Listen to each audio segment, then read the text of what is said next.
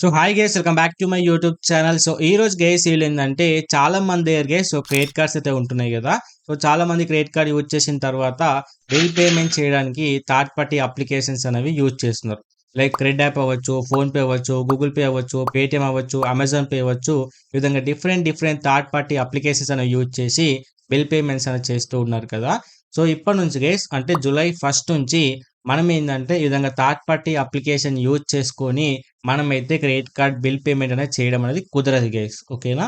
So bill payment చేయాలి అంటే మనం ఆ బ్యాంక్కి సంబంధించిన వెబ్సైట్ అవ్వచ్చు, లేకపోతే ఆ బ్యాంక్కి సంబంధించిన నెట్ బ్యాంకింగ్ని యూజ్ చేసుకొని మాత్రమే బిల్ పేమెంట్ అనేది చేయాలి గైస్. ఓకేనా. బట్ ఇది గైస్ అన్ని బ్యాంక్స్కి అయితే కాదు, కొన్ని బ్యాంక్స్ మాత్రమే ఇప్పుడు ప్రెసెంట్ థర్డ్ పార్టీ అప్లికేషన్ నుంచి కూడా బిల్ పేమెంట్ చేయవచ్చు. కొన్ని బ్యాంక్స్ అనేది guys చేయరాదు. ఓకేనా.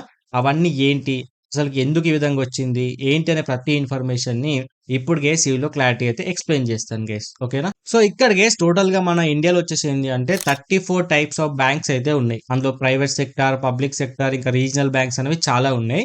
సో వీటన్నిటికీ ఏంటంటే ఆర్బీఐ వచ్చేసి ఒక రూల్ని అయితే పంపించింది. అదేంటి అంటే ఒకవేళ మీ యొక్క క్రెడిట్ కార్డ్స్ కనుక మీరు ఇష్యూ చేస్తున్నట్టయితే, అంటే కొన్ని బ్యాంక్స్ ఏంటంటే క్రెడిట్ కార్డ్స్ ఇవ్వవు. ఒకవేళ మీరు కనుక క్రెడిట్ కార్డ్స్ కనుక ఇస్తున్నట్లయితే మీరు ఖచ్చితంగా బీబీపీఎస్కి రిజిస్టర్ అవ్వాలి. అంటే భారత్ బిల్ పేమెంట్ సిస్టమ్ దానికి మీరు రిజిస్టర్ అవ్వాలి అని చెప్పేసి ఆర్బీఐ వచ్చేసి బ్యాంక్స్కి అయితే చెప్పడమే జరిగింది కేసు. ఓకేనా. సో ఆ విధంగా వాళ్ళు రిజిస్టర్ అయితేనే మనం ఏంటంటే థర్డ్ పార్టీ అప్లికేషన్ నుంచి కూడా మనం బిల్ పేమెంట్ అనేది చేసుకోవచ్చు కేసు. ఓకేనా. సో ఇది రీజన్. అయితే ఇప్పుడు ఏ బ్యాంక్స్ అనేవి రిజిస్టర్ అయినాయి, ఏ బ్యాంక్స్ అనేవి రిజిస్టర్ అవ్వబోతున్నాయి, ఏ బ్యాంక్స్ అనేవి రిజిస్టర్ అవ్వలేదు అనే ఇన్ఫర్మేషన్ ని ఇప్పుడు గేస్ మీకు క్లారిటీగా ఎక్స్ప్లెయిన్ చేస్తాను గేస్. ఓకేనా. సో టోటల్ గేస్ 34 బ్యాంక్స్ లో ఏంటంటే ప్రెసెంట్ ఓన్లీ 5 బ్యాంక్స్ మాత్రమే ఈ బీబీపీఎస్ కి అయితే రిజిస్టర్ అయినాయి. సో దీంట్లో గేస్ ఫస్ట్ బ్యాంక్ వచ్చేసి ఎస్బీఐ, అండ్ సెకండ్ వచ్చేసి bank of Baroda, and third వచ్చేసి కోటక్ మహీంద్రా, అండ్ ఫోర్త్ వచ్చేసి ఏంటంటే ఇండస్ ల్యాండ్, అండ్ ఫిఫ్త్ వచ్చేసి ఫెడరల్ బ్యాంక్ గేస్. ఓకేనా.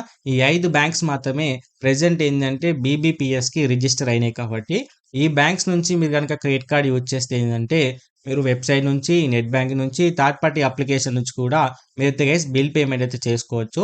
మీకు ఎటువంటి ప్రాబ్లం అయితే ఉండదు గైస్. ఓకేనా. అండ్ గైస్ సో మిగతా వాటిలో ఏంటంటే ఓన్లీ 3 బ్యాంక్స్ మాత్రమే ప్రెసెంట్ ఇంకా 1 or 2 days లో రిజిస్టర్ అవ్వబోతున్నాయి. సో అందులో గైస్ ఫస్ట్ బ్యాంక్ వచ్చేసి ఏంటంటే హెచ్డిఎఫ్సి, అండ్ సెకండ్ వచ్చేసి యాక్సిస్, అండ్ థర్డ్ వచ్చేసి ఐసిఐసిఐ బ్యాంక్ గైస్. ఓకేనా. సో ఇవి కూడా 1 or 2 days లో రిజిస్టర్ అవ్వబోతున్నాయి. కాబట్టి మీరు కూడా వెరీ సూన్ ఏంటంటే దీని నుంచి కూడా మీరు థర్డ్ పార్టీ అప్లికేషన్ నుంచి కూడా బిల్ పేమెంట్ అయితే చేసుకోవచ్చు గైస్. ఓకేనా. బట్ గైస్ మిగతా ఏవైతే 26 బ్యాంక్స్ అయితే ఉన్నాయో అవన్నీ కూడా కొన్ని అందులో ప్రైవేట్ ఉన్నాయి, అంతేకాకుండా రీజనల్ బ్యాంక్స్ ఉన్నాయి. కాబట్టి వీళ్ళందరూ ఏంటి అంటే మీరు రిజిస్టర్ అవ్వడానికి వాళ్ళు 90 days టైం అనేది గైస్ ఆర్బీఐ అనేది అడగడమే జరిగింది. సో వాళ్ళు సబ్మిట్ చేసుకోవడానికి. బట్ గైస్ ఆర్బీఐ అనేది 90 days టైం ఇస్తుందా లేదా అనేది ఇంకా కన్ఫర్మ్ తెలియదు.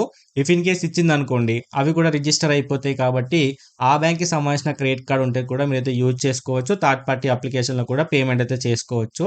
ఇఫ్ ఇన్ కేస్ టైం ఇవ్వకపోతే మాత్రం మీరు గైస్ థర్డ్ పార్టీ అప్లికేషన్ నుంచి పేమెంట్ చేయడం అనేది కుదరదు.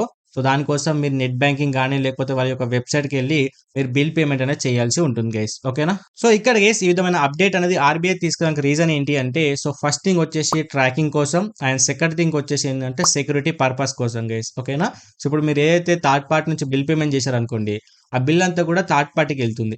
సో అక్కడ నుంచి మళ్ళీ బ్యాంక్ అకౌంట్కి వెళ్తుంది. సో వాళ్ళకి క్లారిటీ లేదు అసలు ఏ యూజర్స్ యూజ్ చేస్తున్నారు, ఏంటి, ఎంత బిల్ జనరేట్ అవుతుంది, ఎంత అమౌంట్ యూజ్ చేస్తున్నారు, ప్రతి ఇన్ఫర్మేషన్ అంతా కూడా బ్యాంక్కి తెలియట్లే అని చెప్పేసి సో వీళ్ళందరూ ఏంటంటే డైరెక్ట్గా లింకప్ అవ్వాలి బీబీపీఎస్కి అని చెప్పేసి వాళ్ళు చెప్పడమే జరుగుతుంది. అండ్ సెకండ్ సెక్యూరిటీ అని చెప్పాను కదా. సో చాలా అప్లికేషన్స్ అనేవి కూడా కొన్ని ఫ్రాడ్ వస్తున్నాయి. కాబట్టి దయచేసి వాటిలో కూడా రిజిస్టర్ అవ్వకూడదు, దాంట్లో మీరు పేమెంట్ చేయకూడదు అని చెప్పేసి చాలా మంది చెప్పడమే జరుగుతుంది. అందు గురించి గైస్ ఆర్బీఐ వచ్చి ఇలాంటి డెసిషన్ అయితే తీసుకుంది. సో గైస్ ఇది వచ్చేసి ఏంటంటే జూలై 1 నుంచి మనకి ఇంప్లిమెంట్ అవ్వడమే జరుగుతుంది. సో మీకు చెప్పిన బ్యాంక్స్లో కనుక మీ లిస్ట్ ఉంటే మీరైతే గైస్ ప్రాబ్లం ఫేస్ చేయాలా లేకపోతే ఏంటి అని మీకు క్లారిటీ వచ్చి ఉండాలి. సో దయచేసి గైస్ ఏదైతే వీలంత మందికి షేర్ చేయండి గైస్. ఎందుకంటే చాలా మంది ఇప్పుడు రేపు కనుక వాళ్ళ క్రెడిట్ కార్డ్ బిల్ డేట్ వచ్చింది అనుకోండి, సో కడదాంలే అని చెప్పేసి వాళ్ళు ఏం చేస్తారు, నెక్స్ట్ డే బిల్ పేమెంట్ చేద్దామని ఫోన్పే కానీ గూగుల్ పే ఓపెన్ చేసి పేమెంట్ చేస్తే ఏంటంటే అక్కడ పేమెంట్ అవ్వదు. సో వాళ్ళు ఏమనుకుంటారు బ్యాంక్ ప్రాబ్లమ్ ఏమో అని చెప్పేసి చాలా మంది లైట్ తీసుకుంటారు. సో దానివల్ల ఏంటంటే వాళ్ళకి చెక్ బౌన్స్ అవ్వడానికి ఛాయిస్ ఎక్కువ ఉంటాయి, అంతేకాకుండా వాళ్ళ సిబిల్ స్కోర్ కూడా డౌన్ అవ్వడానికి ఛాయిస్ ఎక్కువ ఉంటాయి. కాబట్టి దయచేసి గైస్ ఈ ఇన్ఫర్మేషన్ని మీకు తెలిసిన వాళ్ళకైతే షేర్ చేసుకోండి, అండ్ వాళ్ళకి కూడా గైస్ మీరు సపోర్ట్ చేసిన వాళ్ళు అవుతారు గైస్. ఓకేనా.